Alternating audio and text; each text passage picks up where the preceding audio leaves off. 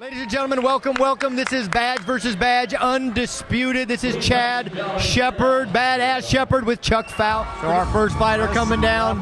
Leffler. Wes Leffler at a Ravendale Fire Department, weighed in at 147 pounds. Ravendale, again, have to go to the iPhone. Gotta go to the iPhone.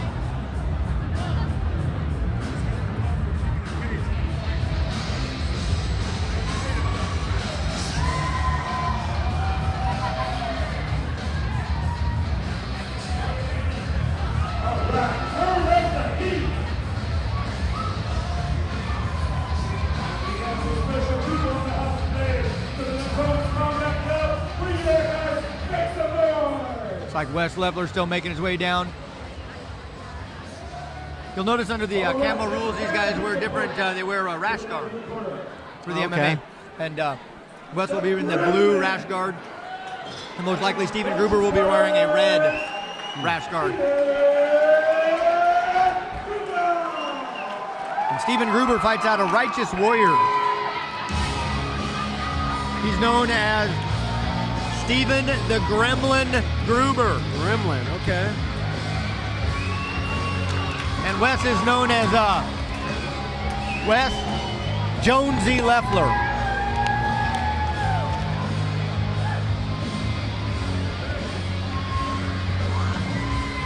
So Wes and I have something in common.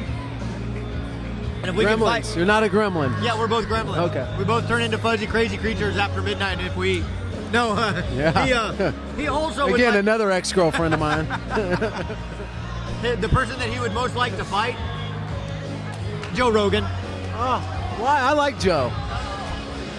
I'm going to ask your personal and professional opinion. I like Joe. I think he does a great job of calling the fights. I really do. I think he's pretty accurate on his... He really is. He's out of the.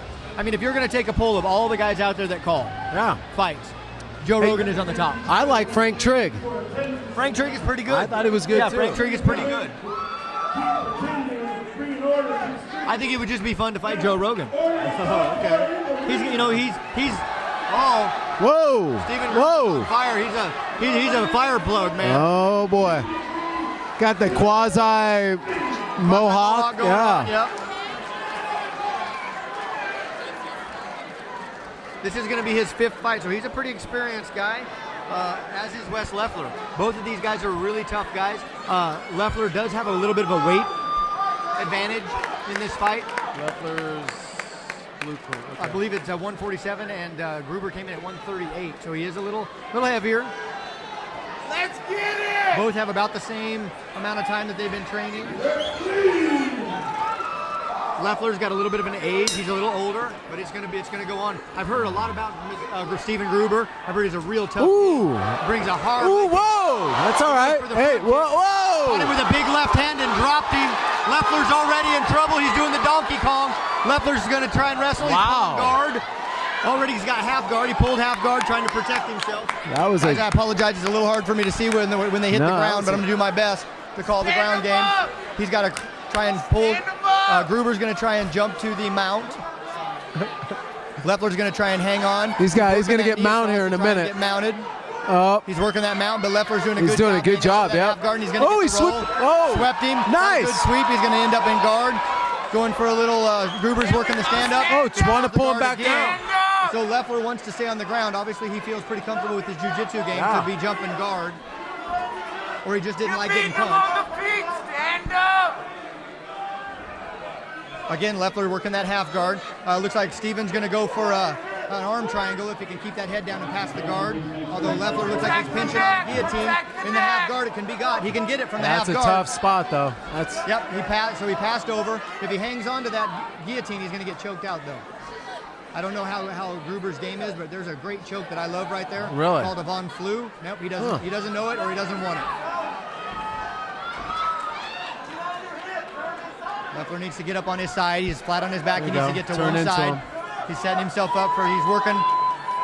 So Gruber gave up. Looked like he was gonna go for an arm triangle, but he gave it up. Leffler just trying to keep the hug. He's gonna be looking for a roll. He's gonna get in real tight. Ooh. Oh, he just got a mount. He just got mounted. Gruber just mounted Leffler. He's in trouble.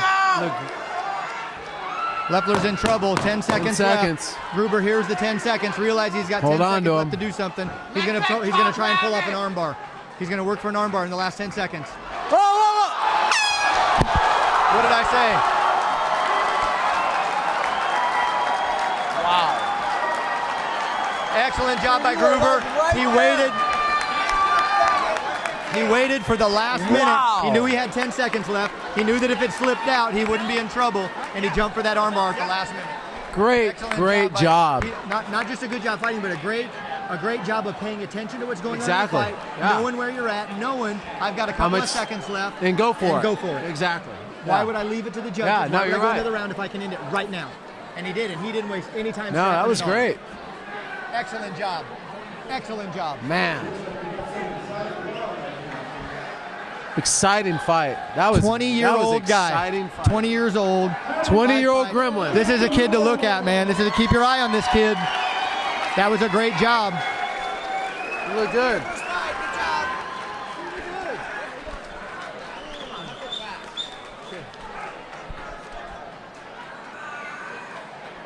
Good fight. He did a really good job. I hate to say that humility might be the one thing that the kid needs to have. Yeah, that's an age thing. Well, you know what? I take that back. It's not always an age thing, you know.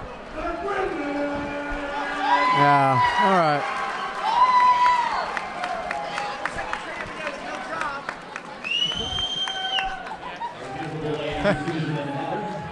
Who invited this guy? Security.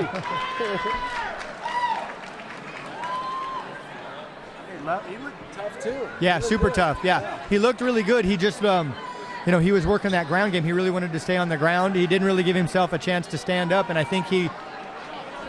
Both in good shape. Yeah, wrote both. Well, I tell you what, that's a great way to start it off. Steven Gruber gets the win by way of arm bar in the first round at 1:59 of the first round. 1:59. Timekeeper's right next to me, and he was getting ready to press. There was the a button. tap and a bell almost immediately.